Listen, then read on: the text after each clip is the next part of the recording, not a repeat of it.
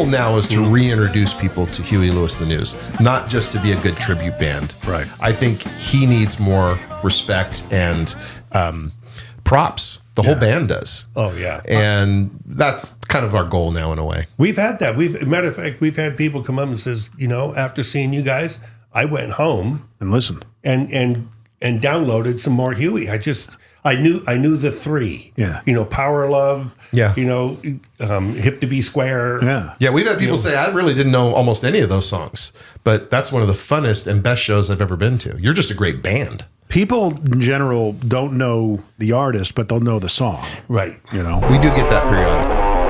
From the business capital of the world, the Big Apple, New York, Middle Tennessee, it says here. Sounds riveting. Awesome. This is the Mostly Middle Tennessee Business Podcast. It is. A podcast about Middle Tennessee business owners and professionals. Mostly, that's right. Thank you, Matt Wilson, the good friend of mine. Over 25 years I've known him. That's been kind enough to voice the intro of the newly rebranded What Was Your Previously Known as What's Your Problem podcast. It is the Mostly Middle Tennessee Business Podcast. It is a video and audio podcast. You can check us out at MMTBP.com. Or if you really want to plug all the words in, Mostly Middle Tennessee Business Podcast.com. It's a mouthful, I know, but it sums it up. That's what it is. This is a video and audio podcast where we talk to Middle Tennessee business owners and professionals about what it is that they do with their business. It could be the challenges, it could be the stories, how they came about. Ultimately, very Middle Tennessee centric. That's what we're going here for. Because we got a whole bunch of entrepreneurs here in this city. And of course, musicians. I am your host, Jim McCarthy with JimMcCarthyVoiceovers.com and It'sYourShow.co. Hit us up if you want a podcast like this. This is what we do. We make podcasts. We make intros. We help you get set up. We syndicate. We're even consulting now. So if you want to air check an episode of your podcast, hit me up. That is in my skill set in my wheelhouse. Today, we've got someone special coming out of Middle Tennessee. That's why we call it the Mostly Middle Tennessee Podcast, business podcast, because you're not from around here, but you're doing business here kind of quite a bit lately. And I've known him through another person named Tony. And these guys got on my radar because, well, Tony, first and foremost, you have a flooring company here in Middle Tennessee. And a Middle Tennessee flooring company. You are a Middle Tennessee flooring company. And Roger, you are in San Diego. The Langdon brothers. The Langdon, more. Langdon. Yeah. Okay. And the reason why I'm having you on is because one of the guys in my BNI chapter knows that one of the things they ask you in BNI are something that most people don't know about you. And one of the things I put on there is that eventually I'd love to be a part of a tribute band someday. And my brother's in a tribute band, a Journey tribute band, a Bob Seger tribute band. I have so many different tribute bands I'd love to be a part of. I just can't pick one. But one of them for sure would be a Huey Lewis and the News tribute band. And you... Sorry, it's taken. That's okay. I don't want to take anybody's job, but man, if you're in a pinch and you need a drummer, I can sit right in, buddy. But you guys head up. You are a part of the Heart of Rock and Roll, Huey Lewis and the News tribute band that has been around for several years. But also you do other things. I mean, Tony, we got to talk about you and your flooring business as well. But Roger, you've come out of San Diego. You have a pretty high profile day job as well, correct? Oh, my day job with the baseball team? Yeah. Yeah, I work for the Lake Elsinore Storm, which is the single A affiliate for the San Diego Padres. Oh, right on. So I do all their sales and marketing, and then I also help out with their concerts, events, and things like that as well. So yeah, it's cool. a great day job to have. Offers me the flexibility to travel too. So they've been great. It's been a wonderful opportunity. So we're going to get into all things tribute bands and running cover bands and things like that in this episode. So if you're here in Middle Tennessee, and there's a lot of people here that like to be dabble in the whole musician thing. I mean, it's a music city for some reason. We're going to be talking a lot about that. It is kind of, it's weird that way. You know, a lot of really studios, up and coming. very Nashville. up and coming. Yeah. Never heard of it before that has ever been on the map. But before we get going, of course, we got to give a nod to Mr. Ed Fox We've got the Dad Joke Challenge, which is powered by Trade Bank of Nashville. All the details and contacts and links are in the description. But basically, Ed Fox is a huge dad joke aficionado. Tony and I meet with him every week at B&I, and he's got one at the ready. I mean, he literally wears a tag that says, "Ask me a dad joke." It'll be different every time. If you want Ed to take you to coffee or go to coffee with, I'm not going to offer that he's going to pay for it, but if you want to grab a coffee with him, he's totally up for it. He loves meeting new people. He's a fantastic hang for an hour or so. I totally suggest it. But Trade Bank is his main gig. And if you're a business that likes to get into, maybe some things get languish on the shelves, you want to tap into an alternate economy where other businesses engage in a trade economy, Trade Bank is something worthwhile to try. I do it. I know a lot of other businesses do it. And for pennies on the dollar, whatever it costs that you have in your product or service, that's how much it costs to trade. So it's kind of like you're getting a lot more for your buck in that way. So check them out, Trade Bank of Nashville. I believe it's tradebanknashville.com. I should probably get that down before I tell everybody about it. But the Dad Joke Challenge is where if you laugh, I score a point. If I laugh, you score a point. It's as simple as that. That's the challenge. Okay. I have no idea what the jokes are going to be. So you're hearing it for the first time right now, too? Everybody's hearing it for the first time. Okay. So here we go. And Ed does the voicing. He records these for us. A friend and I were hiking the other day. He was drinking his milkshake as we're walking along. We stopped to look out over this tall cliff. I looked at him and I said, "Wow, this is legendary." Legendary. Boom! As soon as I explained it, I'm laughing at you laughing, by the way. And Roger's just like, no. Yeah, can't go out on that one. I think it's the fact that it took an explanation for me to fully get the punchline. Legendary. I think it's the way he has to deliver that last 3 words. Right.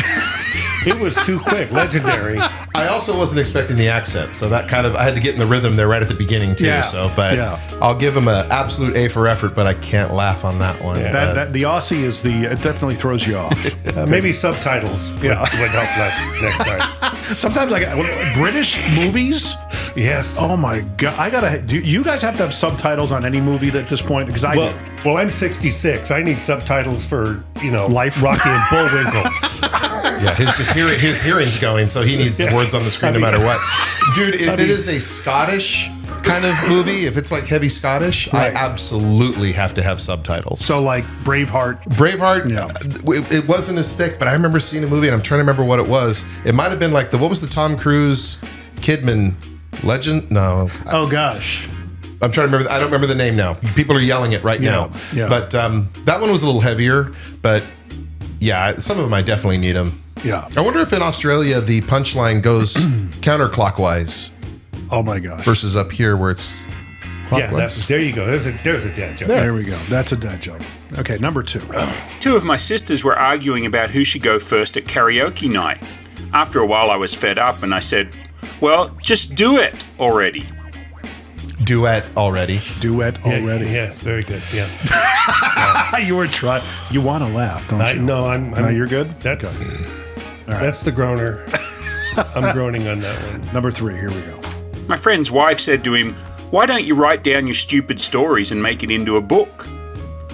He thinks it's a novel idea. I once accidentally mixed up the... Too quick. No, we were ready for the next one. Just roll right into it. What was really bad is I heard that punchline coming. Yeah, that one I was ready for. Yeah. Sometimes you can predict it. Yeah. Number 4. I once accidentally mixed up the words jacuzzi and yakuza. I am now in hot water with the Japanese mafia. I'll give him a guffaw on that one. That'll work. My son-in-law, who's freshly a dad, he's only got a 2-year-old son. He actually made his own dad joke. Really? He goes, "I came up with my own dad joke." He goes, "How many tickles does it take to make an octopus laugh?" 10 tickles. 10 tickles. That's right. I thought that was pretty good. That was an Ed Fox dad joke, I think. There you go. Okay. Final one, I promise. Oh, there's more. There's one more. I know. I know you're so excited. I could tell. This is a 6-pack of dad jokes. This is great. Here we go. Last one. I got a universal remote for my birthday. I thought, this changes everything. You know what the best thing about dad jokes is? The more you listen to them, the funnier they get. No, really that do. was well delivered, quick, in and out. That one worked. I'm using that one. I'll give him full credit, but I'm using that one. Sometimes you get some gems. That's like the old, you know, you heard they opened up a restaurant on the moon?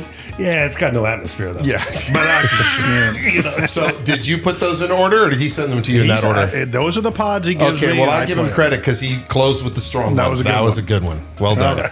Well, there you go. That's the dad joke challenge. Like I said, all the details are in the description of the this particular episode, and off we go. So, were you guys always musical coming up? When did it all start for you? No, but we were always brothers.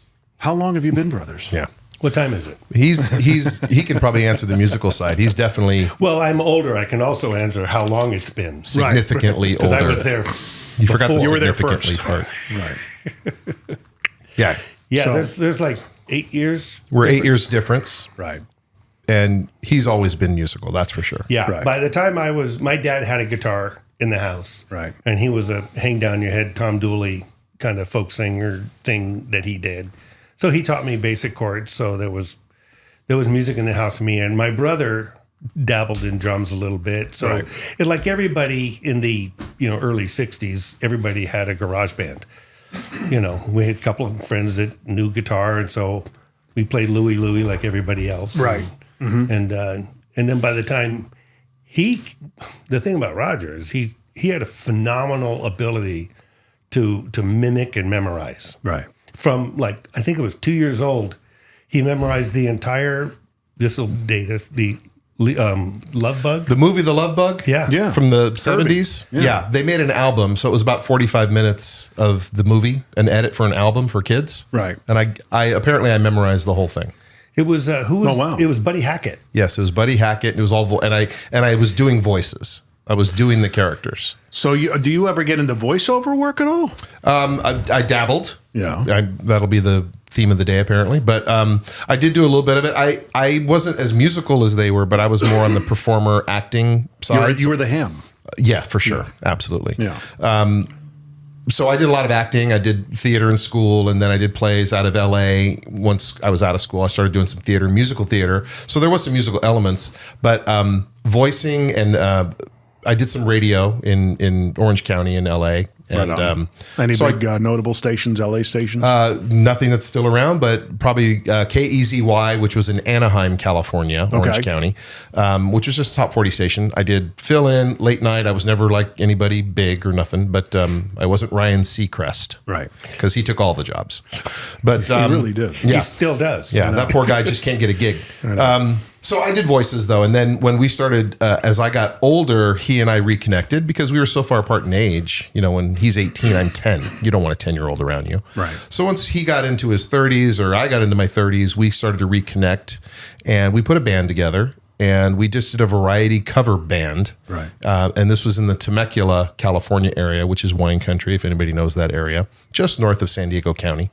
And we were just doing variety cover, but I would try to get the voice nuance as much as I could. I would do a full-on impersonation if I could. Yeah. So I would do James Brown and Prince and Michael McDonald and all that kind of stuff. And so that's how it kind of started morphing into doing other stuff.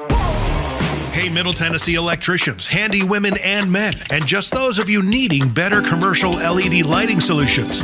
Yeah, I know, there's so many of you. I have to tell you, there's another option than just the big orange and blue box stores now. Try j2lighting.com. At j2lighting.com, we have the latest technology in all types of commercial LED lighting, from UFO high bays, drawers, area lights, and shoeboxes, right on down to a slimline wall pack that doesn't look like a fist coming off the wall like most other wall packs do.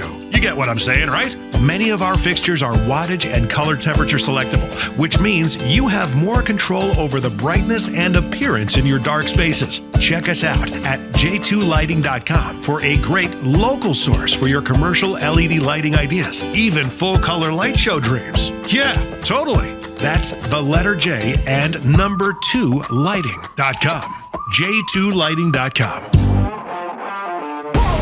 Were you doing impressions of celebrities and stuff like that too? I can. Oh, this guy can do voices. I can kind of grab onto a voice pretty quickly. What's your... Some might do better than others. This would put me on the spot. Yeah. I'll see if I can think of something as we're moving along here. Mine's always been walking. I can just break. Okay, let me hear walking. Everybody's got to walk in. You know, constantly jump right in. It's crazy. At any given moment, you just kind of embody the guy.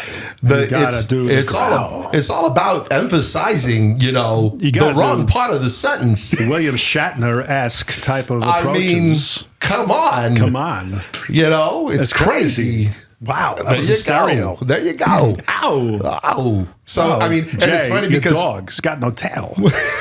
That's very good. It's funny because if I do an impersonation, I start to realize I'm actually doing some comedian's impersonation of the impersonation. Dude. Oh my gosh. You know who that is, right? Jay Moore, probably. Moore. Yes. Because the first time I heard Christopher Walken impersonated was with Jay Moore. And I'm like, oh my gosh, the guy nails it. Yeah. And I heard him do it. I'm doing, and the funny thing is, when I worked in Las Vegas, he came in to do a couple of appearances. He was at the Aladdin, I think he was doing a weekend there. And he came into the radio station, did some appearances on the morning shows and everything. So they knew, because I heard him on other CDs and appearances, I just was able to mimic what he did.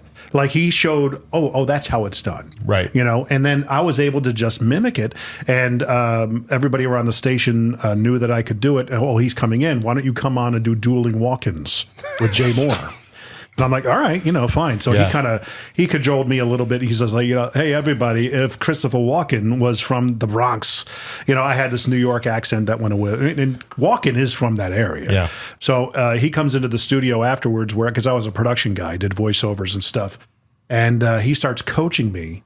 He's like, you got to do it this way. I said, yeah, I appreciate that. I said, but dude, it's me doing you, right? Doing Walken. I said, so it's not like it's original. What I learned from a couple of guys who did impersonations is you latch on to a particular word or a phrase that the real actor does or person does, right. And then that gets you into the rhythm or the cadence of that person. So like with Walken, it was kind of like wow, it was wow. That's right. And then that kind of gets you going, and you do it way better than me. But quite frankly, it's just something that everybody seems to be able to do now. That's right. You just got to do the a little bit. Yeah. It's almost like the Danny Zuko kind of. There is a Travolta element, Danny Zuko kind of thing. You'll find it, and that's how I sort of do the Huey Lewis thing. Or when I do impersonations, I'd find I'd go, oh, this actually sounds a little bit like another person. Yeah. And that's, again, how a lot of impersonators, they go, you tweak it a little bit, and now you got Danny Zuko, from Walken. Well, even like, who was it? Not Will Sasso, but Frank Caliendo. Oh, he's insanely good. Amazing. He's so another good. Guy is, he was on Saturday Night Live, Bill Hader. Yeah. Hader does Alan Alda. Alan Alda? Who does Alan Alda? Yeah. Alan Alda's kind of like Howard Stern in a way, guy. Yeah, and I feel like he dialed into you guys are great. This script is great. I just can't wait to you guys with your script It's got to have a cream in the voice in the back. You got to kind of come to the back. There you go. But I mean, and I've always loved that stuff. Oh my gosh! But Caliendo actually does TikToks where he helps you to do them yourself. He says Morgan Freeman is just doing an old man voice. And, Andy Dufresne, his feathers were just far too bright, And it's only a small little move from there, right. to 007. I drive Roger Moore, Sean Connery. I drive Sean Connery. Yeah. Sean. I drive my wife nuts because if I get on a kick or a tear, I'm like, and Courtney was walking to the kitchen. Yes. She was going to get a refill on Hawaiian. Yeah. If you're doing Freeman, you must be narrating life. That's the point of it. He needs to come along and just narrate your life. So you just use it for the most mundane things in the world. I've never done Morgan Freeman, but I would want him to narrate every moment of my life. Jim seems to claim that he moved 1,000 units, and those were just a standard ream of paper. Yeah. Love it. Or the Pacino. How's that gravelly down there, though? The Pacino. What's going on? I just got to look around like I don't know what's happening. And Bill Hader does an excellent Pacino. Yeah. He does great Pacino. Yeah, Amazing. he's super talented, that guy. So what was the first thing you kind of were able to emulate singing wise? Who was the first singer? One of the ones I really grabbed onto quickly was Michael McDonald. Yeah. And literally we will sound check every show, and I will always sound check to Michael McDonald. Like, well, what does that mean? Well, I'm kind of close here, but so. You don't know me. You don't know me, but I'm your brother. I was raised here in this living hell. And then the other one was Johnny. And the other one is Johnny Mathis. Oh yeah, and that was because that was my mom's favorite. And the thing with an impersonation is you have to slightly overdo it. Right. To do it super, Caliendo's actually very dialed in. He doesn't cartoon but with Johnny Mathis, he would have a tendency to eat certain vowels and syllables. So it wouldn't be look at me. It would be look at me. Like you had a gate. I'm as helpless as a kitten up a So it's like he had a gate on his, yes, on exactly. his voice. He clipped. He was live clipping. And it was a hard gate too. Yeah, exactly. Yeah, those are just, and that I'd sound check, and we did it once where we were all on in-ear monitors, so only the stage was getting mixed, and the audience was actually sitting down, and I'm doing all these impersonations, and I didn't realize that they had the house sound actually going out to everybody, but it's pretty fun. So that is very funny. Originally, I had a little jam session at my house for my 40th birthday. Right. And I brought just some friends over, and then a drummer from my high school happened to come, and it was in our living room, whatever. And he came over, and he never sung in front of a band. Oh, wow. So we kind of were just screwing around, and I said, well, let's do this again next year. And then it grew. Then we had 20 musicians. Oh wow! And we had our church had a facility in the back that we could set up sound and everything, and we turned it into Toe Jam with Tony's jam session. Oh, nice. So it was Toe Jam 1, 2, and 3, and 4, something like that. And then out of that, we kind of called a few of the players and put together a little thing. So it was a top 40. Yeah. And we just played the songs we liked and the ones that were the most popular ones. Got to get people to dance too. Yeah. But that gave him a first time to actually front a band. And since Roger has always been able to capture voices and something like that, it's like, well, if we're going to do Michael Jackson, I'll try to sound like Michael Jackson. We do Prince. He slays Prince. Really? I mean, we go do it. Matter of fact, that was always kind of our little thing. We have a little jam session we used to go to, and we went to this one little restaurant. There was a Cajun restaurant, so 95% of the clientele was black. Mm-hmm. So we go there, and they have a little open mic thing. He comes in, this big cracker, big white guy. And he comes probably about 30 pounds heavier too. So just a big tubby white guy. So it was one of the ones we did. So he comes in, and I open up with that, mm-hmm. and then he starts. Don't have to be beautiful.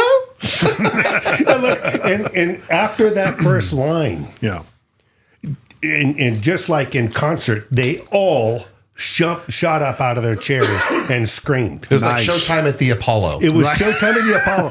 And nobody sat down the entire song. Yeah. Oh, wow. And they just killed him. And ever since then, he was a celebrity in that little restaurant. Well, it was a big restaurant, but still. Yeah, it was fun. It was a moment. So then it was one of those things. It was really funny because we also went to the same church, and I remember he started singing on the worship team. Yeah. And he was like, I don't know what my voice is. Yeah. Mm-hmm. I've been singing so many other people's that I go, you have to find out what's my natural voice sound like. I'm always copying someone else. So that was actually good for him because it got a chance for him to develop his own sound. It's an amalgamation of all the voices. Yeah, that's right? Yeah, what's that at the end of the movie The Thing with Kurt Russell? When The Thing is just a little bit of all of them at that point. That was me. So that was a chance. And funny enough, really kind of found out that my natural voice is kind of close to Huey Lewis's, a little bit, right? And that's so interesting because there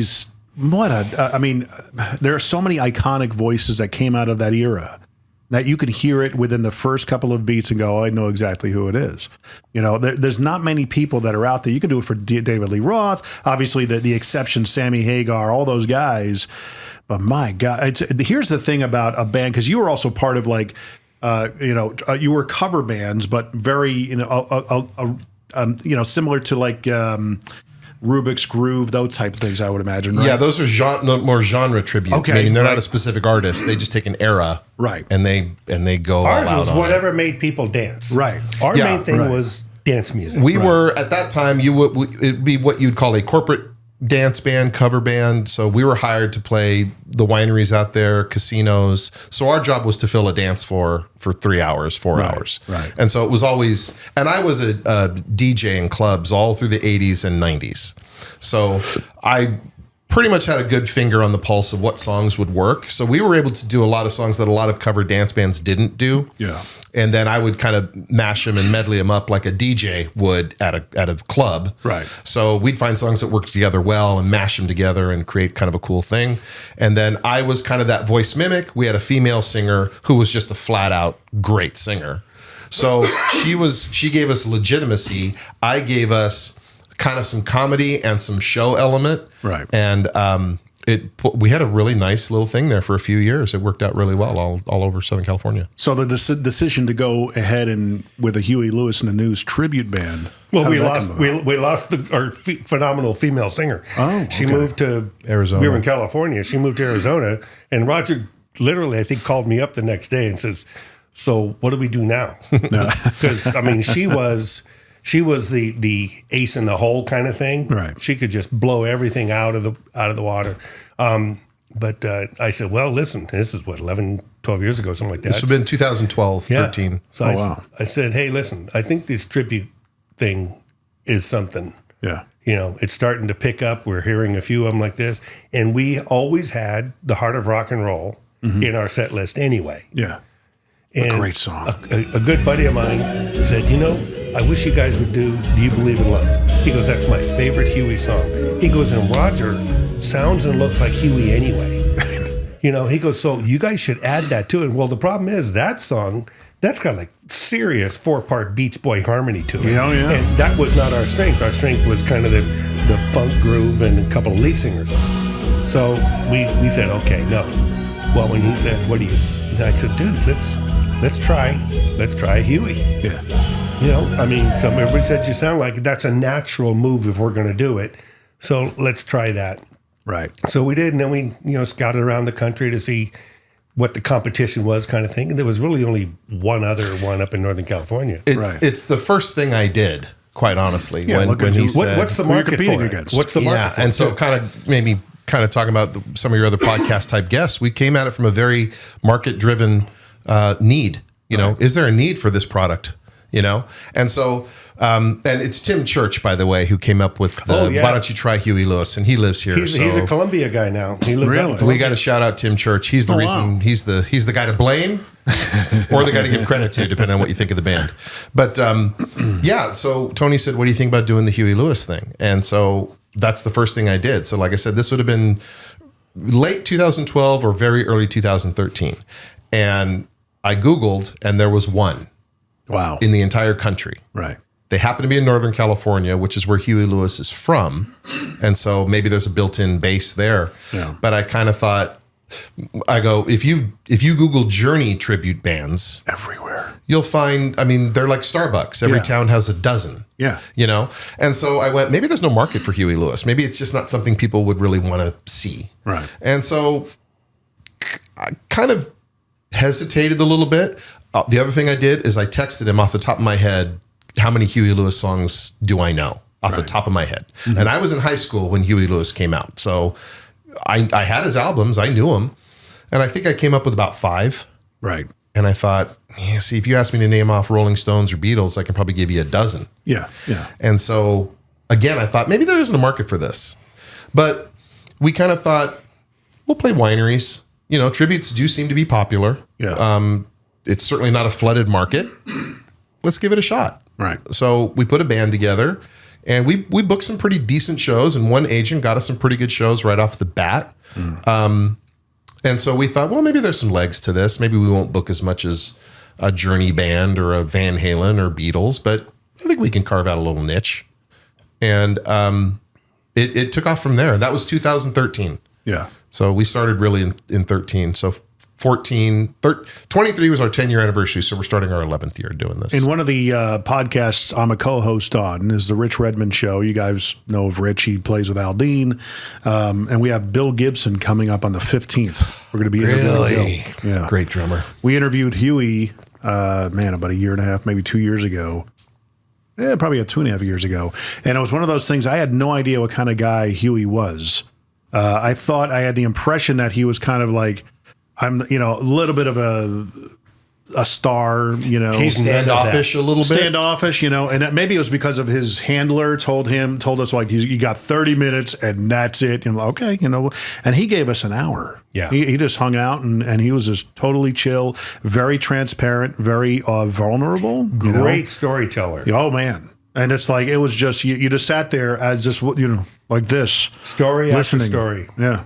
Yeah. And what a good guy. His contacts for all those years. Yeah. He knows everybody. Yeah. I mean, and it's amazing how many things he was kind of loosely or closely involved with. Great storyteller and years of stuff. I mean, when he came out, you were in high school. I was still in elementary school, but Thanks. Sorry. I graduated. You were in college. You were in your 8 career. years earlier. You're only 10 years older than me. So, that's not that bad. The only aspect of that is that when that came out, I think it was one of the first albums that was ever given to me for my birthday. It might have been my 9th birthday. My parents got me a boombox, single cassette, with the Ghostbusters soundtrack, Sports, and Van Halen 1984. Well, hey. Because that was the album that got me into 2 out of 3 ain't bad. Right. Actually, the Ghostbusters soundtrack's not bad. Well, considering they ripped off one of Huey's songs, that is true. That is true. Yes. But it's really a funny story. I was living in Carlsbad at the time, and my brother, Jack, passed away a few years ago, but 10, 12 years ago. But he would frequent the local, watering holes. And he went to play, I think it was Encinitas or Leucadia or something like that. He came home that night. San Diego, California. San Diego County. He came home and says, oh, Tony, I just heard the most amazing band. Yeah. I said, well, he goes, oh, man, they're great. The saxophone player was great. The singer was great. Harmonica player, the songs were great. I go, who is he? He goes, it was Huey Lewis and the News. I remember saying, who? Well, that's the dumbest name I've ever heard for a band. This is back in 84. No, this is 81, 82 probably. Probably. They hadn't hit. Probably 79 probably 79 or 80. Possibly, yeah. Yeah, it was early where they're still playing small places. Yeah. And I said, because, everybody had, all the cool names. Yeah. I thought that was kind of an odd name for them. But he goes, but he brought the album home because he bought their little, CD or whatever it was. Yeah. It wasn't CD. Probably a cassette. Yeah. And all of a sudden we were fans. Yeah. And I just, it was great music, and he was in it all the time. I listened to that album front to back, and at 9 years old, I was like, this is just amazing. Yeah. And then my brother, because he's naturally, he's a music snob, and he plays piano. So anything that doesn't have piano is not good enough. So that naturally excludes a lot of bands. He never liked electric guitar sounds. He was a Van Halen guy, but only 1984. 5150, Yo-Yo 812, because that's when Eddie brought the synth into everything. Yeah. So, but that was the reason why he had sport. I had Sports.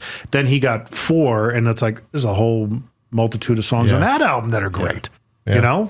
It's hit after hit after hit. Well, and I'll tell you, that was kind of the reason we thought, this might be worth pursuing because. Yeah. Like I said, I remembered 5 off the top of my head, but then so now I'm going to deep dive and I'm going to start listening to the Greatest Hits album and then some album cuts. And boy, man, I was more of an R&B guy growing up. I was a Prince guy, Earth, Wind, and Fire guy. I had the Huey albums. I had Picture This. I had Sports, and I had 4, which were probably his trifecta, 3 albums in a row. And the more I listened to him, the more I went, man, these are really cool tunes. They're really very well structured. They're really cool arrangements. There's a little bit of everything in all these. Some are R&B, some are rock. There's some straight up country tunes in there. Yeah. Doo-woppy was a big factor for them too. Oh, yeah. And so as we put this thing together, we started breaking these songs down. We kind of went, this is challenging to play. Yeah. It's not very easy. satisfying. Not easy. It's not easy. It's like I've been brushing up on my chops and, playing along to the different songs. I put like Spotify on and it'll be Huey Lewis and the News Radio. But like I used to do when I was a teenager in, Woodshed, I would play along to the radio, whatever came on. Sure. And just, hey, I'd just try and play the song and as I remember it and stuff like that. And that led me into getting to radio itself and being in the career of radio and hearing all the other songs. And I've always been a memorization drummer. I could, you could throw a song at me right now. If I played it back when I was a teenager, there's a 98% chance I'll be able to pull it off flawlessly, barring any sort of muscle memory and rust. But with these songs, like even playing, oh my gosh, Stuck With You. Stuck With You. Okay. Not an easy song to play as a drummer. It isn't. Nope. That shuffle As a on the matter of hi-hat fact- is, you got to keep that tempo going. It's one of our absolute audition songs if somebody wants to be a drummer. I bet. If you can pull that feel, because even Huey himself said that was one of their toughest songs to get the feel, because it's To lock in on during their shows. Yeah. And they play it all the time. They wrote it, which makes you want. So when you ask Bill, when you talk to Bill, first of all, tell him he's a phenomenal drummer, and we said so. Not that it matters. Yeah. But why did you write it that way then? If it's so hard to lock in. But you know what? I love that. That's what I started to appreciate about them is that they really thought with sports, they made a very concerted effort to hit radio and MTV. They wrote pop songs that would work on radio. even threw a country song in there just to cover the. They would always throw a cover in, and they'd like to throw in a country song. But from 4 on, they did kind of say, we're just going to make sure the songs are songs we really like. Right. So there's some odd choices on some of those albums. But the last two, Perfect World and the other one. Great song. There's another one that they had with the world in it, I guess. Small World. Small World. That's right. Which is Both very of those. jazzy.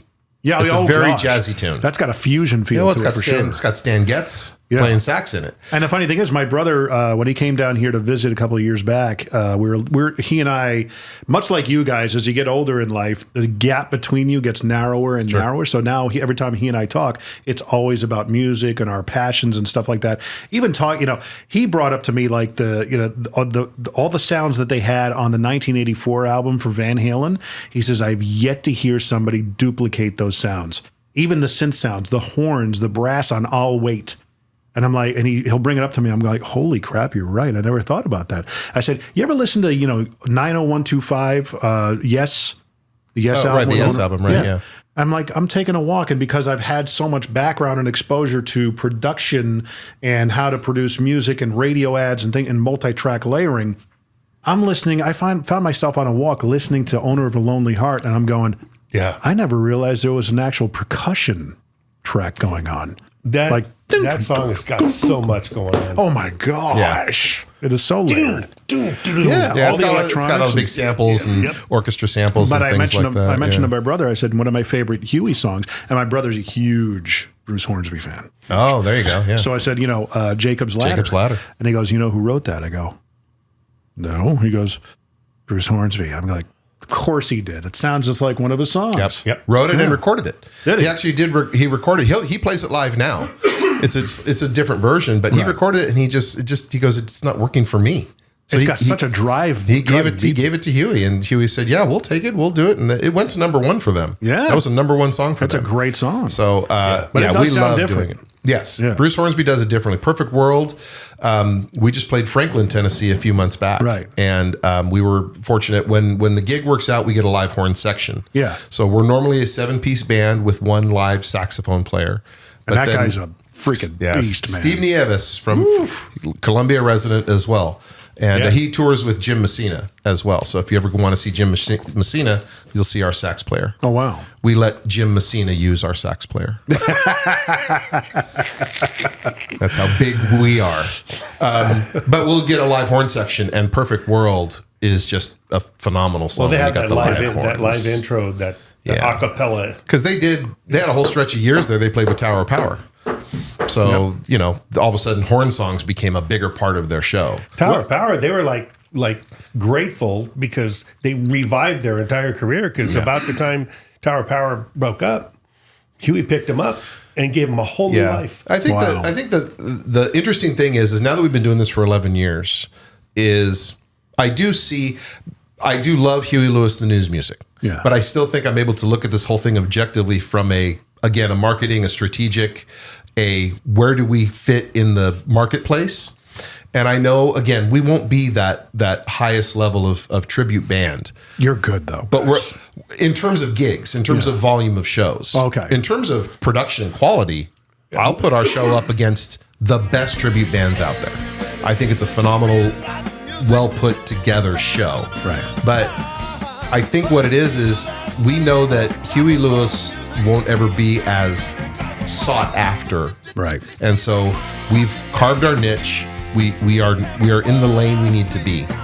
And I think the goal now is to just get more people to realize how good this music was. Our goal now is to reintroduce people to Huey Lewis and the News, not just to be a good tribute band. Right. I think he needs more respect and props. The whole band does. Oh, yeah. And that's kind of our goal now in a way. We've had that. Matter of fact, we've had people come up and says, after seeing you guys, I went home and listened and downloaded some more Huey. I knew the three. Yeah. Power Love. Yeah. Hip to Be Square. Yeah. Yeah, we've had people say, I really didn't know almost any of those songs, but that's one of the funnest and best shows I've ever been to. You're just a great band. People in general don't know the artist, but they'll know the song. Right. We do get that periodically. I think after all of that, though, the thing that really helped bring together what I want to do going forward, which is just bring that respect to the band and get people to reappreciate the band. That Franklin show, we're doing our show. And let me go back just a little bit. Yeah. So we've been doing this for 2 years. Yeah. So it was about 2014, maybe 15. I got an email through the band email. The email said, hey, do you guys ever play in Minneapolis or Minnesota? And I said, I kind of sent back a standard response. No, we don't. But if we do, if you know any venues, let us know. I'll give you a T-shirt. Right. So thanks. And within 2 minutes, the email comes back, says, oh, that's too bad because my husband is Sean Hopper, the keyboard player for Huey Lewis and the News. And we'd really love to see you guys. Nice. And I was waiting for the next paragraph to be, actually, we'd like you to stop doing what you're doing. Yeah. This is your gentle cease and desist notification. This is a kind of a little bit of a cannonball across the bow. Yeah, exactly. So anyway, since only about 2 years into doing this, Sean Hopper's wife, not at the time she was his wife, but she is now. Her name is Jackie, and she kind of became a fan of the band. She really appreciated it, knowing, again, there wasn't a lot of us out there in the country. So they liked that we were doing it. They liked that we're doing it respectfully. We're not cheesy. We're not corny. We're not wigs. We're not, there's some shtick and some funny comedy bits in there, but they're always... self-deprecating. They're not making fun of Huey Lewis and the News. Right. And so we like it. We respect the music. We want to do it justice. So she showed videos to the band, and this is very early on. So we're not even close to what that was. That was rough, in years 2 and 3 and 4. So she said, they really like it though. You guys are really nailing the sound. We love what you guys are doing. So her husband, Sean, and them live in Minnesota. And my wife is from Minnesota. Mm-hmm. So we'll go back to visit my wife's family, and we started to hang out with Sean and his wife a little bit. So now I've become friends with Sean Hopper of Huey Lewis and the News. And we did this show in Franklin just in November of 23, Franklin, Tennessee, at the Franklin Theater. Beautiful theater. They had a great night. And so we're starting our show, and we look down and to the left, and he looks down straight in front of him because he's on stage left. And there's Sean Hopper and his wife sitting there in the show. That's not intimidating at all. Oh, they've seen the videos, but they've never seen it live. Right. And so when it was all said and done, I saw him out front, and I said, so tell me what you think. Mm. And he said, I have stood behind Huey Lewis for over 40 years. Mm. You look and sound and move so much like him. It was creepy. Because it was surreal, dude. That's a quotable quote that's going on the website. You go to our homepage right now. It's right there. He said it was surreal. He goes, the attention to detail was crazy. And that's the thing that differentiates you guys, because in this scenario, like Journey bands, you have to sound like them. It's another thing to look like them. Yeah. In this case, you better sound like them and look like them. You know what I mean? I do a podcast as well about tribute bands. I know. And that's something we talk about a little bit. Probably almost every episode we touch on it, that there's kind of those levels of tributes. And there's ones that may sound like you. And I think if you're an Eagles tribute or a Doobie Brothers tribute or a Steely Dan type of tribute, it's probably not critical what you look like. Yeah, you better sound like But you better sound like them, especially a Steely Dan tribute. Or Chicago. Nobody's really there to see them. Nobody even knows what they look like. But if you're doing Michael Jackson, if you're doing Prince, if you're doing Tina Turner, if you're doing Whitney Houston, if you're doing Huey Lewis, if the band is called Huey Lewis the News, you better have a Huey Lewis on stage, on some level. I mean, the singer of my brother's band, the Journey band, is bald. Yeah. But he pulls it off. They don't care. They just want that voice. They want that voice. Yeah. But the Bob Seger band, the guy, I don't know if he looks like Bob Seger, but he sounds like him. Yeah. And he's got that, almost like Wild Bill Wachowski from Deadliest Catch look to him. I don't know if you know who that guy is. No. Okay. Your reference is lost on me. He's got almost like a Michael McDonald look to him. It's interesting because we were the only game in town for 7, 8 years, 9 years in the country, because even the band that was in Northern California ended up disbanding. Really? So we were it. And then probably about 4 years ago, all of a sudden, there's a Huey Lewis band in this part of the country. Then there's one in this part of the country. There's one in this part of the country.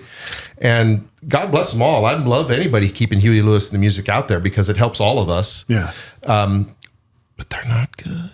Really? God bless them.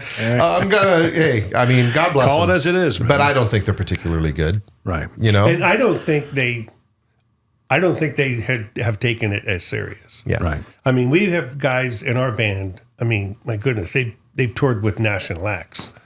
These guys know how to do their homework. As we record this, in 2 days, we're going to be doing a show in Nashville. Yeah. And on that stage will be Steve Nieves, who tours with Jim Messina. He was Kenny Loggins' saxophone player. Right. He was Olivia Newton-John's saxophone player when she did her residency. He played with David Foster, Michael McDonald. He played with David Foster, Michael McDonald. Yeah. Our keyboard player is Scott Sheriff, another Tennessee guy. Right. He is Everybody knows Scott Sheriff. He's Carrie Underwood's keyboard player. Yeah. We've had Matt Revere, guitar player, sit in with us. He's Carrie Underwood's guitar player.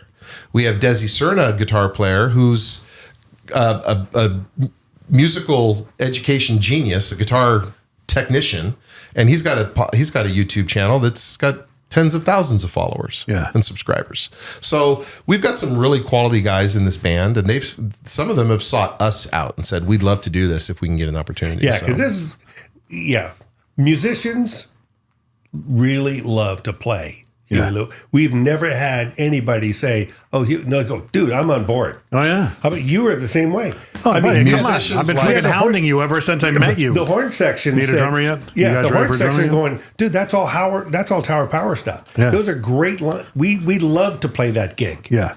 You know, so we have no shortage of anybody who's excited to go, because most of the time, your normal cover band, they don't do Huey stuff. No.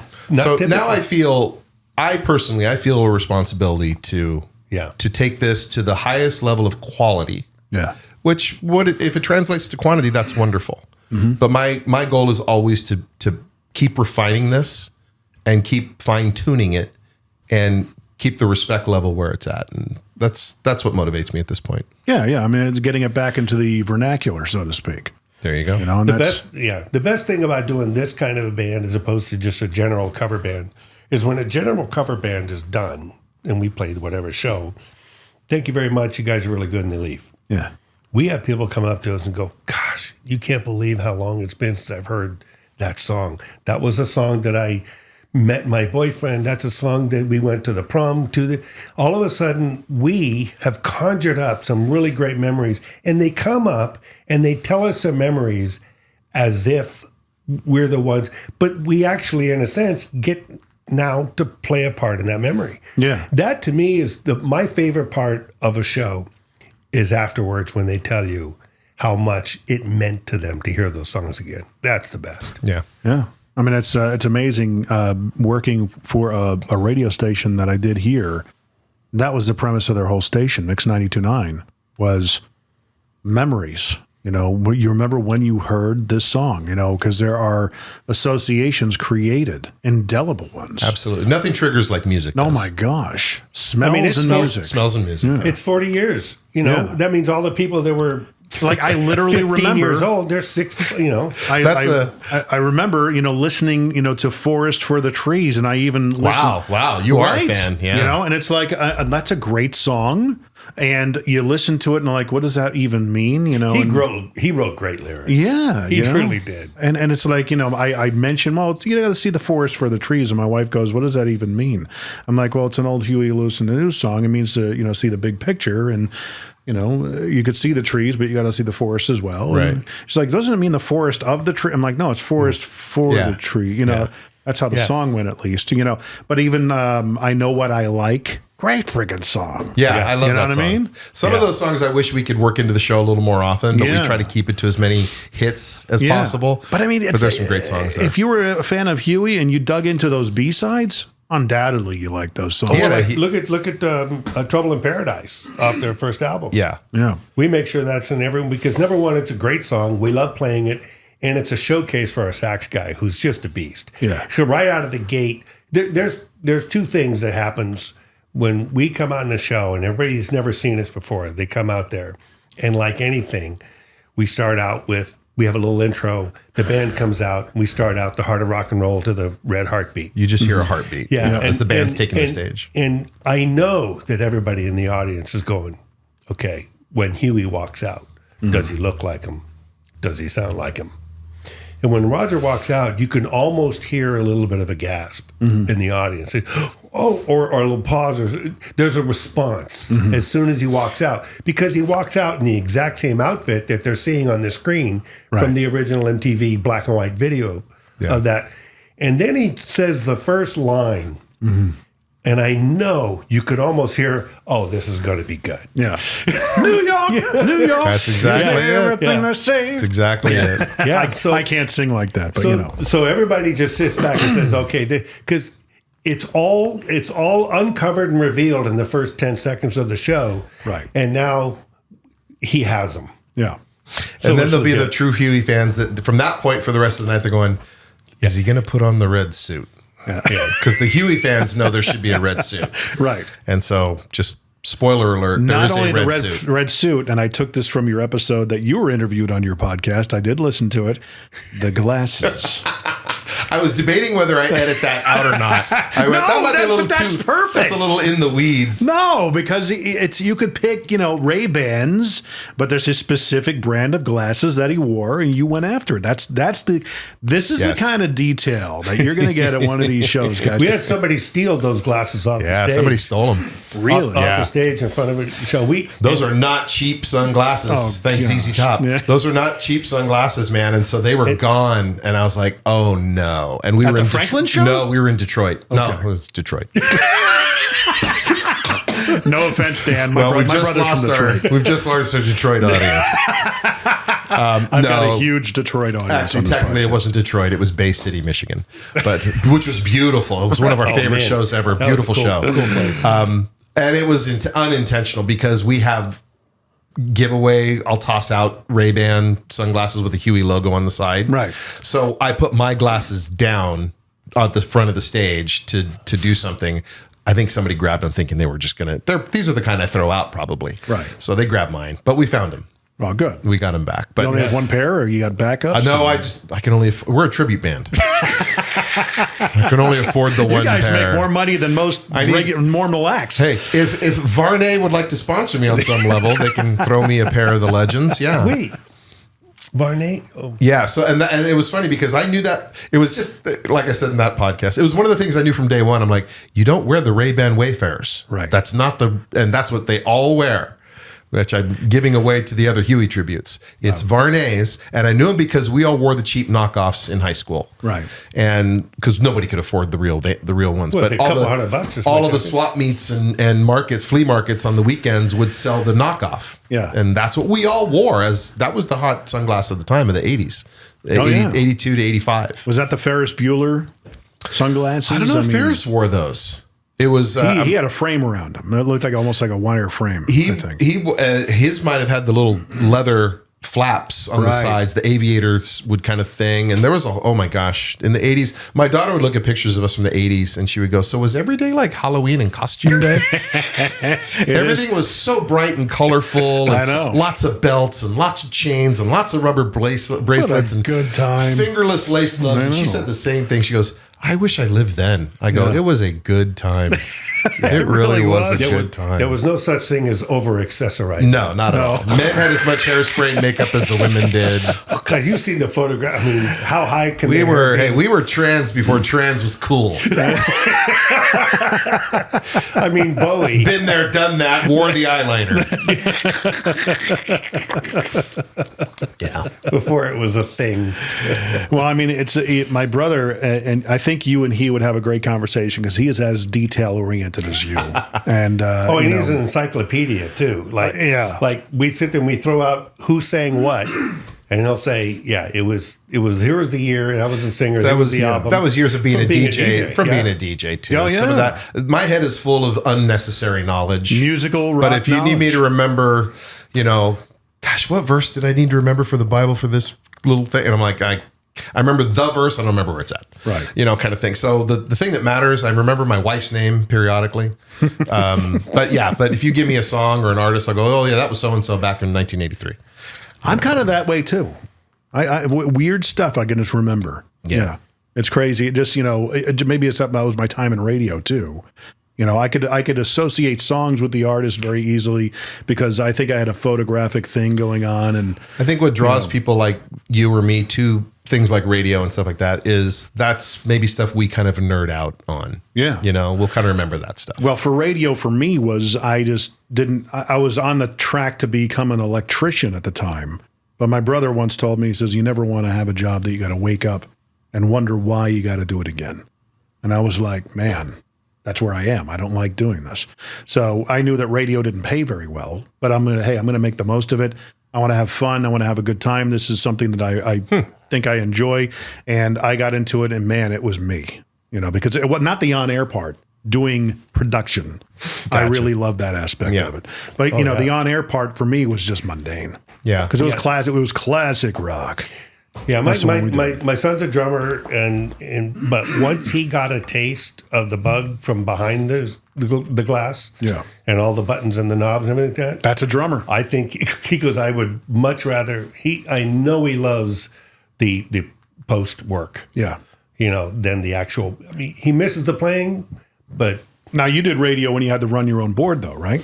Oh, yeah. It was cartridges. Oh, yeah. It was very old school. Still play records, but carts and really no computer running anything. I mean, it was very simplified. I got into it. But we had a lot more control over what we were playing, too, at that time. So I don't think I would enjoy it nearly as much now. I got into radio right as they were going into automation with all the computer systems and stuff. So literally being on the air was just hitting one button. And then it would fire into the next. Yeah, it wouldn't feel very fulfilling until the day the system went down. That was a fun weekend because all of a sudden you had to be you had to pull your music, you had to pull your commercials, you had to make sure you were on top, you follow the log and everything. Yep. It was a flipping blast. Yep. And I was like in seventh heaven. Yeah. Because it was like buttons. Oh, yeah. It's like, like I'm doing now. Yep. I'm running cameras. I'm running a board, listening to stuff, found the sound effects.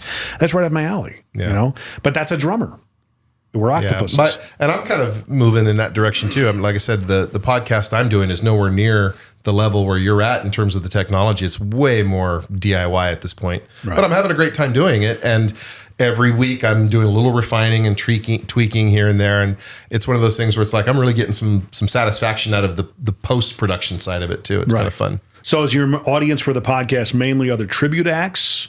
Pretty much, right? It's kind of an industry thing, I suppose. Yeah. Put it this way, there is a podcast for everything. Right. You know, there's knitting podcasts, there's gardening podcasts, there's obviously cooking you know, but I Googled tribute band podcasts and there's literally none. Wow. And I went, well, and this was during COVID. And I did it. It was in person like this. It worked out well that I was able to get some great guys for the first few episodes, and we did it all face to face, which I really prefer. Yeah, kind of like we're doing today. Yeah. But we started it up again, so I've really just about 5 episodes into season 2. And I'm glad you did. Yeah, it's fun. You know? I'm actually enjoying it a lot. I kind of put the fire under you. And I said, "What's up with this? What's going on? When's the next episode coming out? Come on." Yes, it's all due to Jim. It's that all we're me. Still going. It's all me. He's my Svengali. He's like, now that you say that, I've got actual some episodes queued up, and it's funny you should say that. Thanks for the inspiration. Actually, it was helpful too. I appreciate it. But I mean, I did listen to that episode, and I was like, oh my gosh, he's my brother. He is my brother. It's when he got into the Journey tribute band, he's like, I don't want to have any backing tracks. We are all singing, and that's like I guess a majority of what they do is practice the harmonies. Yeah, he was all about that. That's Juan from DSB, which is one of the biggest Journey tributes in the country. Right. They do not look like Journey. They look like a current rock band. And he sounds like Steve Perry. And he's like, I need the drums to sound the same. I need the keys clearly to sound the same. I need the guitar tones to be the same. We are nailing those sounds as accurately as we possibly can. Yeah. So I've seen tribute bands before, and what really grinds my gears is when the drummer doesn't play Don't Stop Believin' the right way. Yes. Drives me nuts. And most of them don't. No, they don't. They play it like, oh, well, I think there's like a bell override cymbal somewhere. No, it is structured. There's a tom set. Yeah. Pattern. Steve Smith did that drum part intentionally, the way he did it. Because, I mean, it feels like in that song when it starts off and the buildup comes in, doom, ga, doom, goom, you know, it feels like it falls off, but it almost makes the song. It's definitely an identity stamp. Auditory. I mean, the Journey tribute is kind of the running gag in the tribute world that there's just so many of them kind of thing. But I think it's bands like that focus on the details. Yeah. Because it's kind of like building a house. It's like you can get the main structure of the house, but it's all the fine details that make it unique and make it a higher value home. Right. You had attention to detail. I just interviewed the Fab Four, which is a Beatles tribute. They've been going for almost 30 years. They are the biggest tribute band there is. You don't get bigger than the Fab Four. Right. They have multiple versions of their band, so they can do 3 shows on the same day in 3 parts of the country. So they're a complete organization.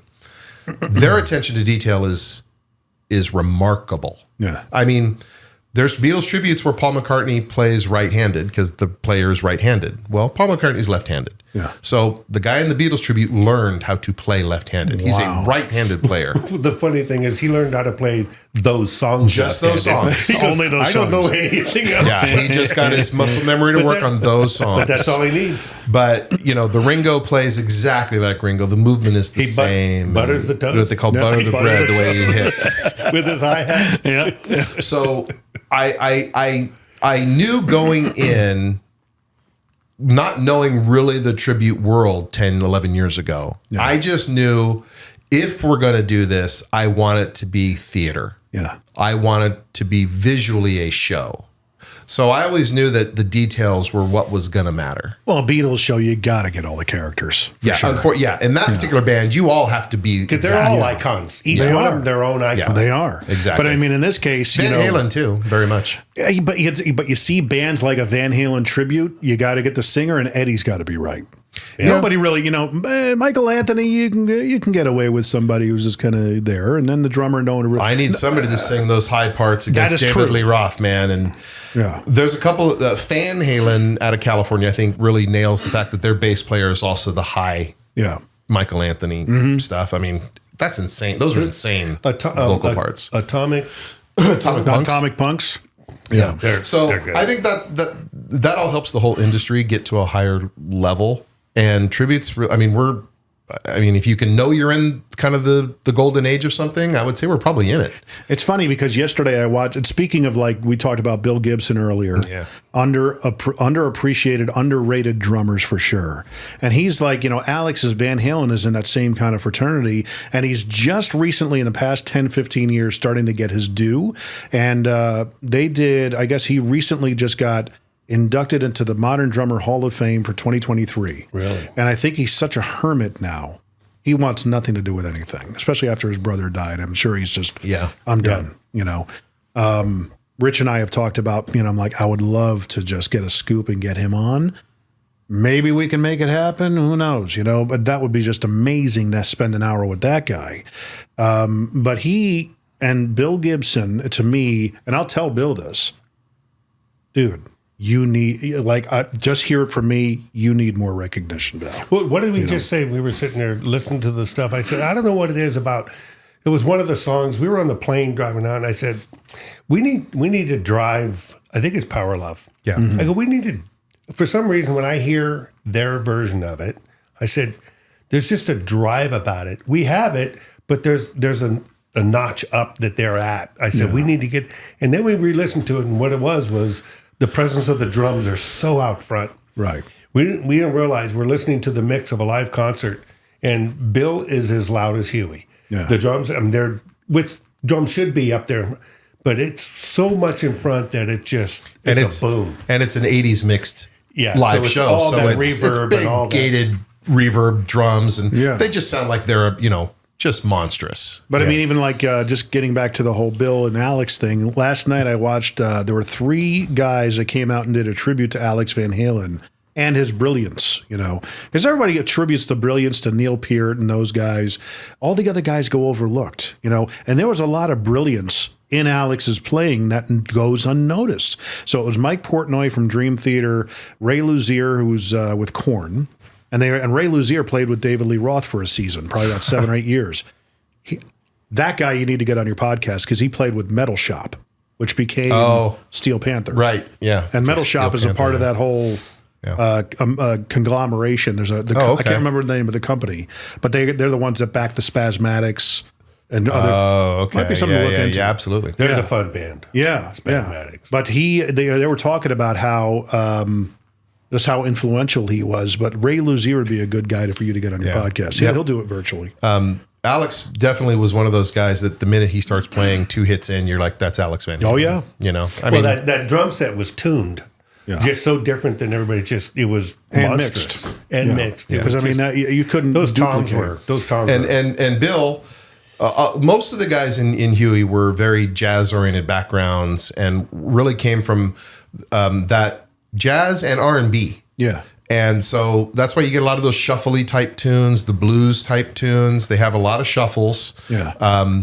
Because it's just a song, it's just a style that translates to the way they wrote their songs a lot. Yeah. And Bill's just really good at getting that groove or couple days off or hip to be square. And he's just driving those songs, man. I think there's a commonality with he and Alex, though. What's that? It comes in working for the weekend. Working for a living? Working for a living. Or no. Couple days off. Couple days off. Thank you. Yeah, here I am telling you I know the songs, but obviously my that's all right. man brain. Everybody says working for the weekend when they mean working for a living. That's Loverboy. Yeah. And he ended up, I'm like, I want to ask him, okay, when you recorded that song, were you listening to Hot for Teacher? Because he's doing a double bass, he's doing a double kick shuffle on it. Right. Yep. You know? Yep. And it's just funny. That's another song that we throw out as an audition for drummers. Right. We throw that song out because that's got to bounce. Yeah. It can't just be it's got to have a. And when you get to the verses, you got to make sure it's a single kick, 4 on the floor with a shuffle on the snare.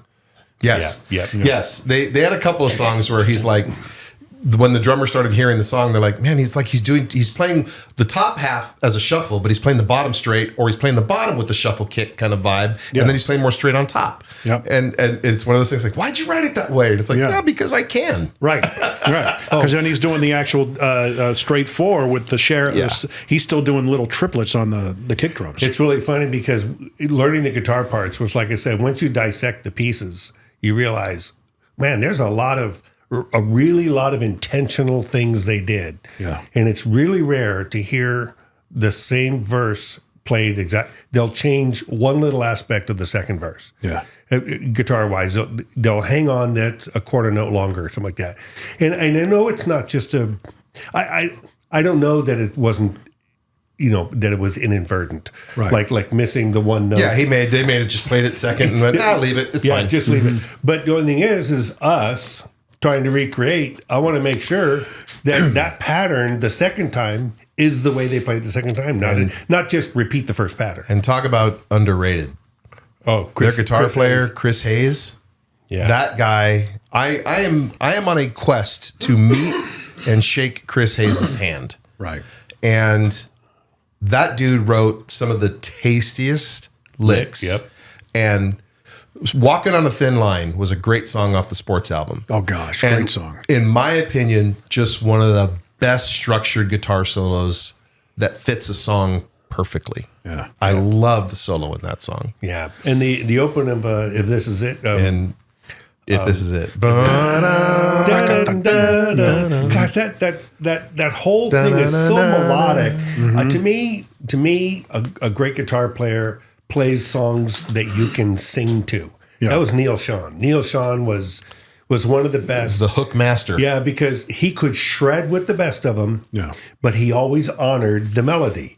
He always paid homage to what was Steve singing. So when you hear Neil Schon solo, he's basically doing the melody and turning it into a solo like that.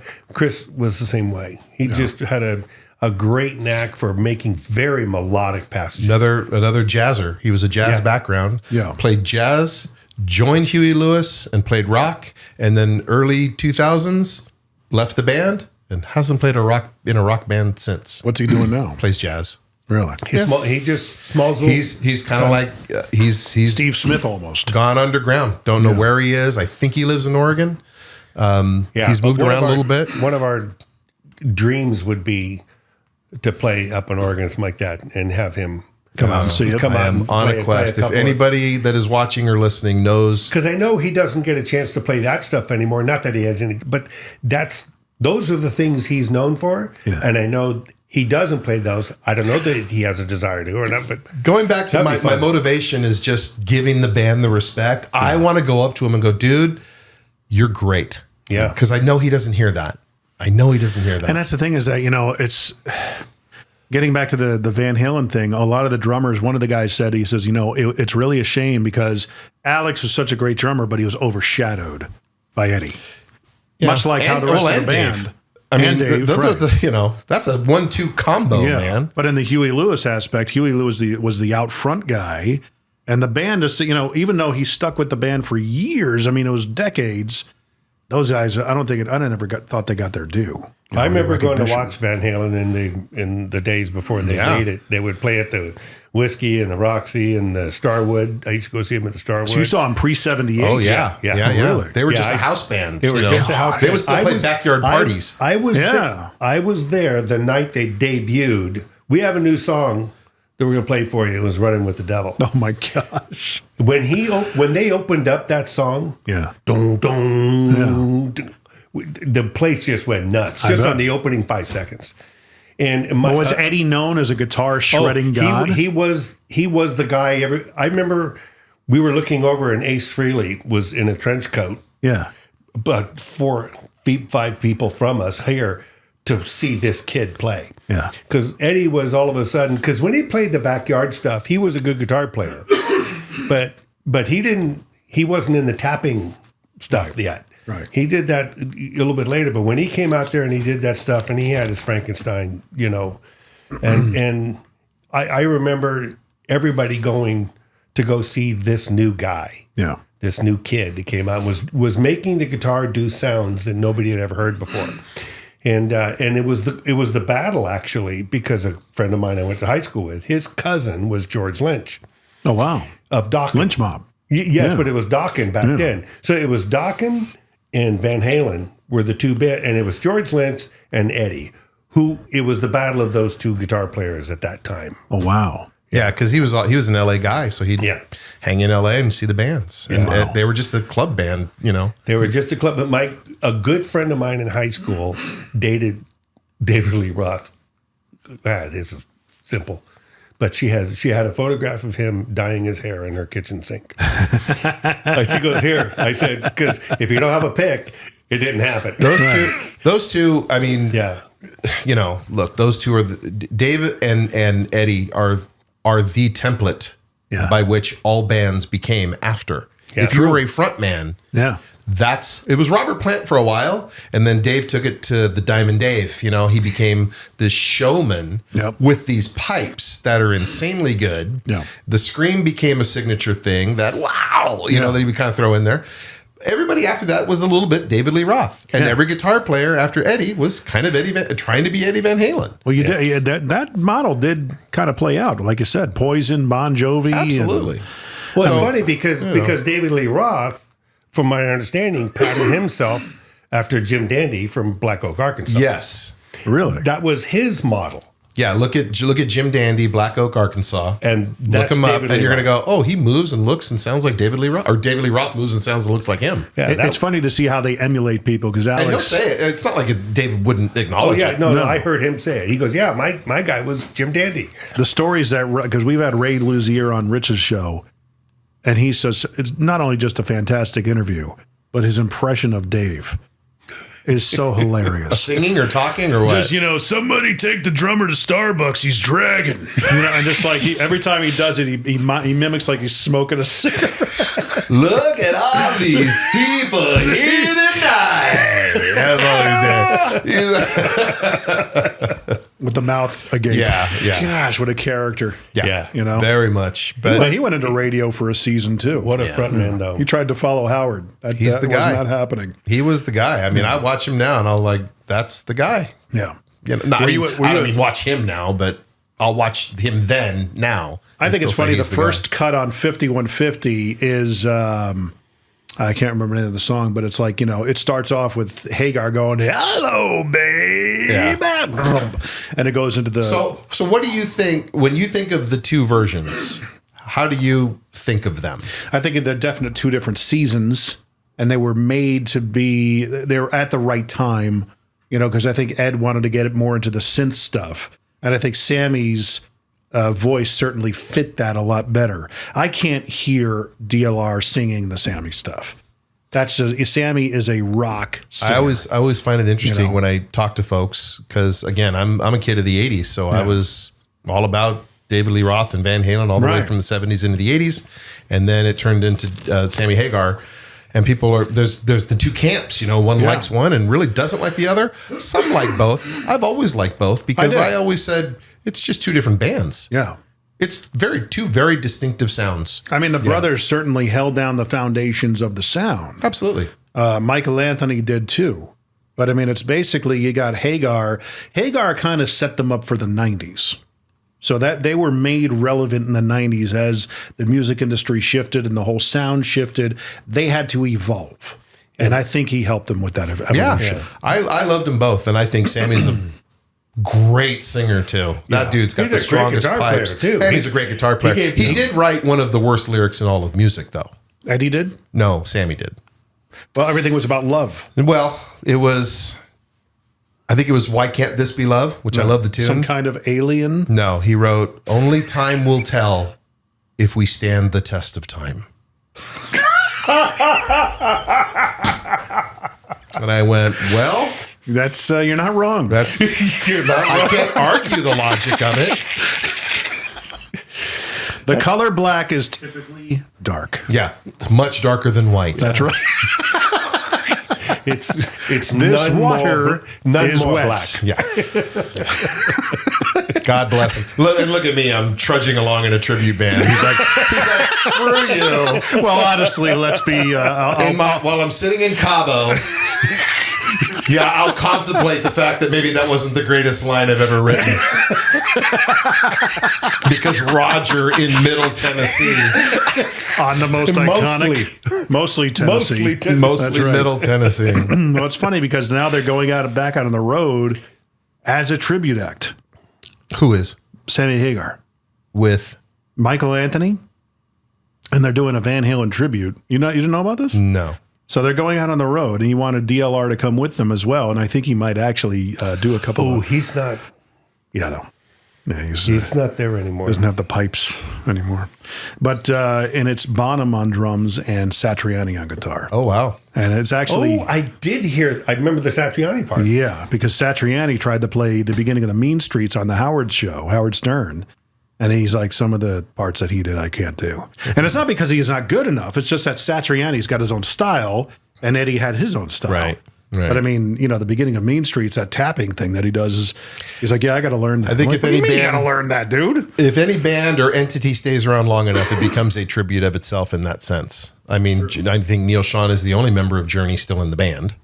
Well, Kane was original, no? He was not an original member. Well, they keep on firing people. Well, yeah, there's a lot of there's been always turmoil in that band. But now they're bringing Steve Perry back, and now they got Dean back on drums. I keep hearing that. Yeah. I mean, I'll be there if he's back. I mean, let me tell you, Dean, I'm like, just why do you have Arnel Pineda? Just go with Dean. He sounds just like Steve Perry. Yeah. I mean, a spitting image. Oh, really? Oh, God. You ever hear him sing? He's a monster drummer. He's better than Steve Smith, in my opinion. Yeah.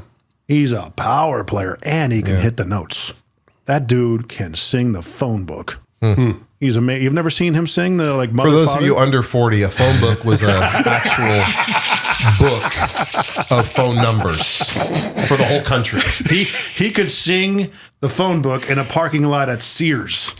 Look that up. Oh, boy. Zodi's. You're going to have to footnote this entire episode now. Service merchandise. Yeah, there you go. The Montgomery Wards. So you guys are playing this weekend up at 3rd and Lindsley. Yeah.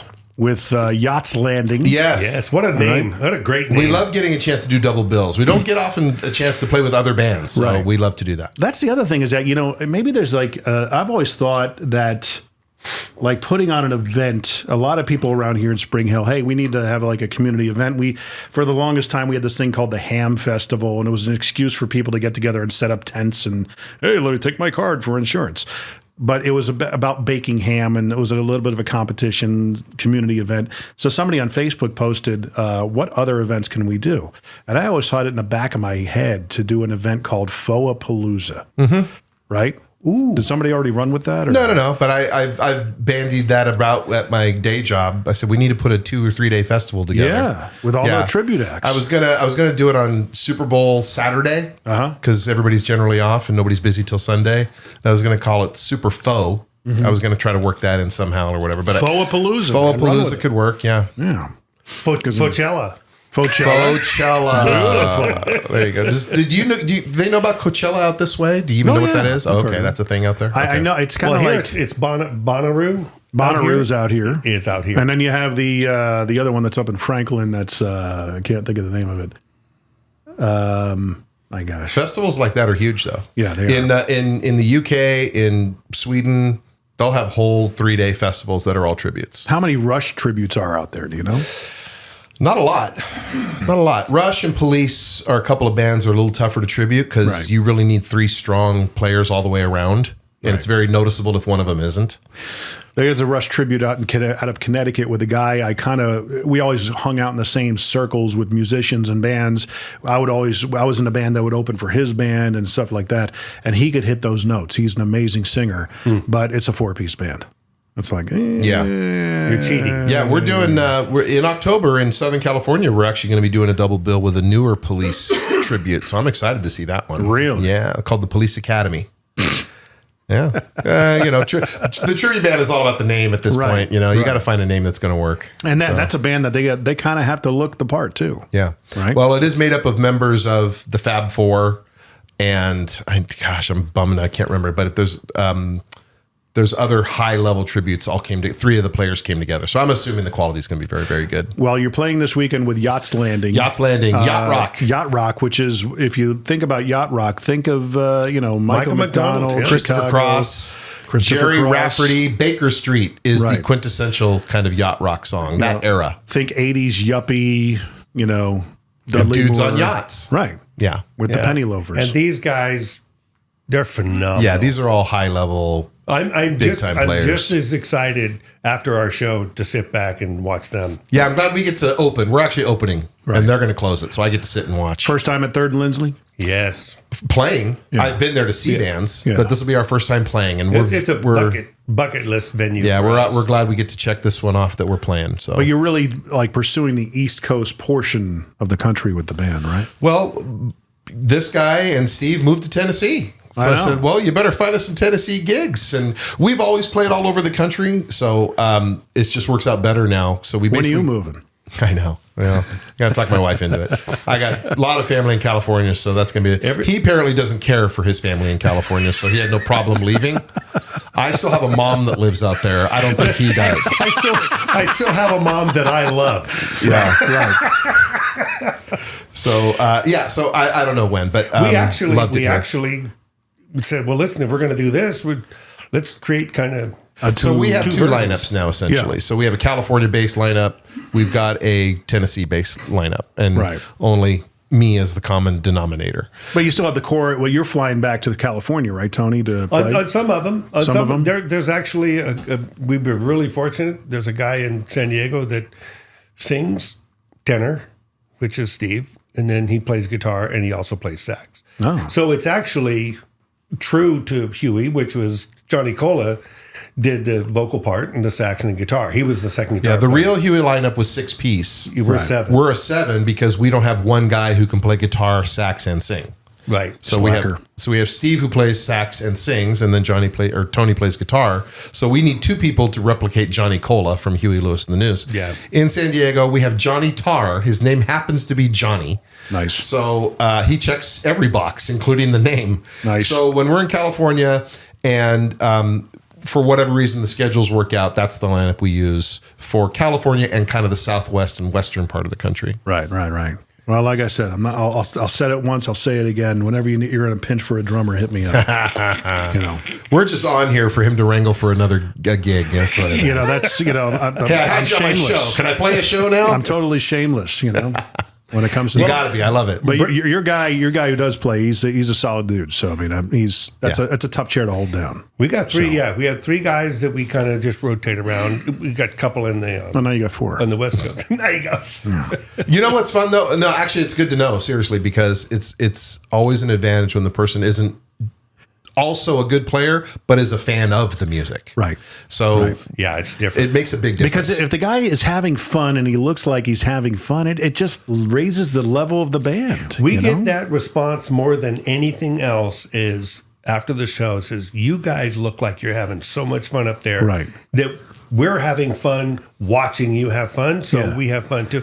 And I said, we do. I mean, did you not see me in the audience? I was the only one. I'm like, I was. My wife's like, stop. We concede. We usually concede maybe 4 or 5 rows back. Right, And that's yeah. about it. Yeah. But I gave you a shout out. I got yeah. We did hear that. We did hear that. yeah, So how do people find and follow you and watch all the everything fun stuff? Everything is Huey Tribute. So Huey it's Tribute. HueyTribute.com. HUEY. HueyTribute.com is the website. Facebook, Instagram, Twitter, X is all at Huey Tribute. On YouTube, it's at Huey Tribute. And it'll be me pretty much to interact. So if you comment or ask a question, I'll be the one probably responding to you. Nice. Everything is at Huey Tribute. Yeah. And Tony Langdon Yeah. Flooring. Yeah. Oh, yeah. Oh, Sure. yeah. That's what- You actually have a business in Tennessee. I'm going to go. Thanks, everybody. I'm a Middle Tennessee. I have a flooring company in California that, coincidentally, not ironically, Thank you for that. coincidentally, Roger's son is running for me in Temecula and doing a great job. And it works out that we have the He's same last embezzling name. like crazy. Which so you want me to keep the books? Which version do you want to sing? Exactly. Which version? Yeah, it's So his last name Langdon. It's Langdon Floor Covering, Right. in California. So I said, hey, that's your name too. So honor it, kind of thing. And then out here, I opened up Langdon Flooring, right. just to help me separate the two, and it's less letters. Yeah. So Langdon Flooring out here, and it's a mobile showroom basically. I drive to the house, and I have all the samples there. And I've been doing this over 40 years, and I've stolen all the great ideas from all the decorators I've worked with. Right. And I've learned my way around, the difference between beige and ecru. So I Golden straw. Yes. So I'm Yellow. golden straw. So I can help. Sunset, orange. Oh, yeah. I've always wanted to find out, how do I get the job of the person who names paint colors? you Right? know? Yeah. It's like, fingernail tan. Seafoam fantasy. Seafoam It's like it conjures no color yet. I don't know what that really means. But it makes sense We for some used reason. to we used to come up with smooth jazz titles. Oh yeah, Remember that? I used to install with him, so we'd have music playing during the day in the house or whatever. Yeah. And we'd sit there and come up with, Ocean Sunset. Just as bizarre as it could be. Anyway, so The new opus from Yanni. The James Jones Trio and Midnight Fantasy. The Hare Krishna Trio. Yeah, it's So anyway, like I said, I've been doing it long enough that there's really no question that I have been asked that I haven't probably answered 100 times. Right. So the gray hair gives everybody comfort. Oh, you've done this a while. And really great is my nephews from California, who me and my older brother trained them since they were kids. Yeah. Moved out here, so I now have family that can actually do all the installs too. And they're You're doing mostly wood or well, out here, wood's the king out here. Yeah. However, first of all, because of the influx of Californians, New Yorkers, people coming here from other areas, mainly Californians. Sorry, Tennessee. They're used to they're used to it, but they're fleeing. They're fleeing and they're coming back here because they feel like there's kinfolk here. Right. But a lot of the houses now, they're slab floors. Yeah. So you're not nailing down wood floors, you're gluing them down. If you're gluing them down, you're not doing solid hardwood, you're doing engineered hardwood, and there's some people that think that's not real hardwood.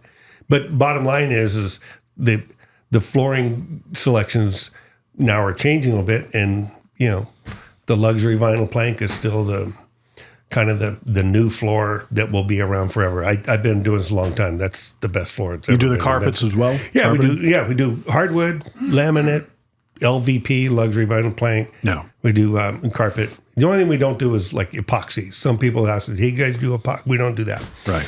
But we handle all that stuff, and he knows his it's been a stuff. great run. He really does know his stuff. I mean, the thing about it is this was what he was taught to do by our older brother. I learned it as well, but nowhere near like they did. And because it's funny, because during some period of time, he started doing other jobs and doing sales and stuff. And he went, I wasn't particularly good at it. Yeah. He goes, I was not a good salesman. Not a good salesman, but in flooring, he's a natural because he's like, because I'm really not selling. I'm just talking to you more as a consultant. I'm more of a consultant. I'm just answering all your questions. And because I know the answers to all the questions you're going to ask, it's the same 20 questions kind of thing. But I've gotten to the point where I can talk with someone for 10 or 15 minutes, go in their house, see what they got going on, talk to them. Mm-hmm. Even what they're wearing will give you cues of their style, sense of style. And it's been, I can't count how many times when they say, this is what I'm thinking of doing. And I said, give me a second. And I walk out and I bring in one sample. Right. And they go, oh, that's it. Yeah. That to me is a really, when you're able to do that, you immediately set the customer at, oh, this guy heard me. Oh, yeah. Yeah. He's got a real advantage, I think, to a lot of guys in that type of industry, in that he's got a real eye for color and texture and style. He's got a good sense of that. And I installed flooring for 20 years. So I've got street cred. Oh, yeah. That matters. I swung a hammer for years. I know how to do this. Yeah. You built up your knees by jamming that thing. My back is jacked up. It's why I can't walk anymore. And it's so. Well, I would never be able to guess that. So it's kind of like when I was sold cars. Man, I could tell. I got to the point where I could tell if someone was going to buy by the way they parked. I'm serious. Well, my son says I can tell if a drummer's any good by just how he sets his kit up. Oh my gosh, isn't that a tell? Or what style of a drummer he is. Yeah. That's funny. I'm going to throw some shade. Are his cymbals here? Or his cymbals here? Yeah. You can just tell. I mean, I watched. I'm sure you saw it. Lady Gaga and the singer, Bradley Cooper? Tony Bennett? Tony Bennett. Tony Bennett. Yeah. This guy had both his floor toms facing away from him. Interesting. I had never seen a drummer do that. Was he traditional grip? He was, I think he switched off and on, but I'm going, that's a rim shot on every tom. Yeah. So anyway, that's just drum talk. You need to look up Daru Jones. He's as eclectic as it gets with a drummer because he literally has a snare like angled away from him, like aligning with his leg. And it's a very eccentric setup. On the side? Yeah. Not between his legs. No, it's kind of like in between his legs, but literally like slanted down. He's just kind of. Well, Buddy he did, but Buddy's was high. It was higher, but like Daru was playing like down here. I used to love what, because Buddy's hands never were more than 4 inches above the snare. And then Neil threw himself off by getting lessons from Freddie Gruber in the 90s. And all of a sudden he was like, well, I got to play because the snare drum should be level with your navel. And I'm like, dude, stick with what works for crying out loud. I remember in high school, I was a high school jazz band. I played trumpet for years. We had the high school jazz band, and we had the jazz competition, the high schools. And I remember we went to Seal Beach High School, and Chad Wackerman was their drummer. Beast. And he was playing the old octoplus, they called it. Yeah. Remember? And he used to have to stand up to reach because he was a tiny little skinny kid. Yeah. That's a whole family of whackers. They are incredible whackers, man. Yep. They all play. Somebody was going to have to say it at some point. Yeah, well, and his daughter's a phenomenal singer. Well, she was on The Voice, I think, or something like that. His brother or his son or it's a vibe player. No, there's one guy who's a whackerman who played with Bad Religion and all these I think he's the drummer for Slipknot, maybe now or some of those bands. Well, Chad, it was cool to know him, and we were like, he was taking lessons from Louis Bellson at 14 or something like that, and double bass guy, right? Yeah.